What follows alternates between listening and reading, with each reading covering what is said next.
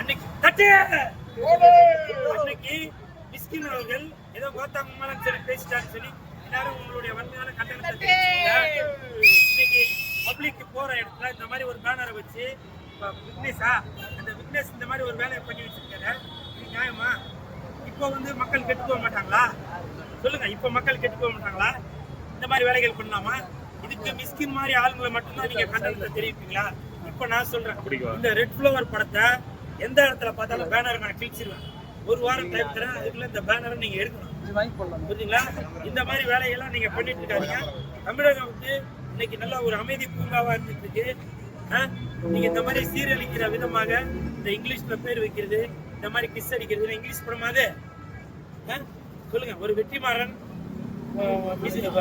அமீர், இந்த மாதிரி ஒரு மண் சார்ந்து இன்னைக்கு சமூகத்திற்கு ஒரு நல்ல அக்கறை உள்ள படங்கள் கொடுத்துருக்கு. இந்த நேரத்துல நீங்க கிஸ் அடிக்கிறதும் இன்னும் வேற எது, இன்னைக்கு நீங்க இதை வைப்பீங்க, அப்புறம் நாளைக்கு வேற ஒரு பேனர் வைப்பீங்க. இதெல்லாம் நல்ல விஷயமா? இப்ப சொல்றேன், வெந்து தணிந்தது காடு, ரெட் ஃப்ளவருக்கு தடைய போடு. வெந்து தணிந்தது காடு, ரெட் ஃப்ளவருக்கு தடைய போடு. உண்மையாக எனக்கு கண்டனத்தை தெரிவிக்கிறேன். தயவு செஞ்சு இந்த பேனரை எடுக்கிறீங்க. இல்லைன்னா படம் ரிலீஸ் ஆகுறப்போ அந்த தேட்டர்ல பயங்கரமான வேலைகள்லாம் நடக்கும். நான் சொல்லிக்கிறேன். நன்றி.